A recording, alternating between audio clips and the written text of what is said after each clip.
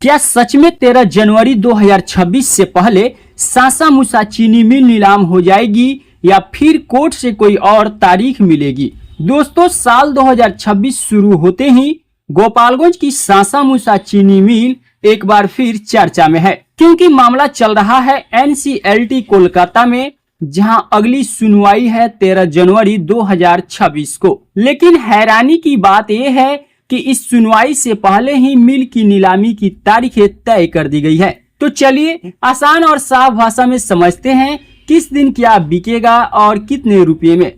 तो सबसे पहले 5 जनवरी 2026 को मिल में रखा हुआ 23,380 क्विंटल सीरा बेचा जाएगा, जिसकी कीमत 84 लाख रुपए रखी गई है। इसके ठीक अगले दिन 7 जनवरी 2026 को चीनी मिल की 44 बीघा 8 कट्ठा 7 धूर जमीन और फैक्ट्री की बिल्डिंग नीलामी के लिए रखी जाएगी। इसकी कीमत 66 करोड़ 40 लाख रुपए तय की गई है। फिर अगले दिन 8 जनवरी 2026 को फाइनेंशियल एसेट्स नीलाम किए जाएंगे, जिनकी कीमत 50 लाख रुपए रखी गई है। यह सारी तारीखें और नीलामी से जुड़ी जानकारी सरकारी दस्तावेजों और RTI से मिली जानकारी के आधार पर है। हालांकि कोर्ट के कागज ये भी बताते हैं कि साल 2025 में पूरी चीनी मिल को एक साथ बेचने की 4 बार कोशिश की गई, लेकिन हर बार नीलामी फेल रही और कोई खरीदार नहीं मिला। इसके बाद कोर्ट के आदेश पर मिल की चीजों को अलग अलग बेचने का फैसला लिया गया और इसी के तहत 26 नवंबर 2025 को सासा मूसा चीनी मिल की मशीनें नीलाम कर दी गई।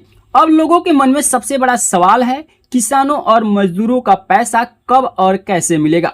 इस पर कोर्ट के कागज बताते हैं कि किसानों और मजदूरों के जितने भी बकाया पैसे हैं, उनका दावा 21 नवंबर 2025 को कोर्ट में दर्ज कर लिया गया है। यानी कोर्ट को भी यह मालूम हो चुका है कि किसानों का पैसा बकाया है। हमारे पास RTI से जो कागज अभी उपलब्ध है, उसमें करीब 9,253 किसानों का नाम दर्ज है और इन किसानों का लगभग 42 करोड़ 99 लाख रुपए सासा मूसा चीनी मिल पर बकाया है। फिलहाल यह मामला सेंट्रल बैंक ऑफ इंडिया और सासा मूसा चीनी मिल के बीच चल रहा है। बता दें कि अब इस पूरे मामले की अगली सुनवाई 13 जनवरी 2026 को होगी।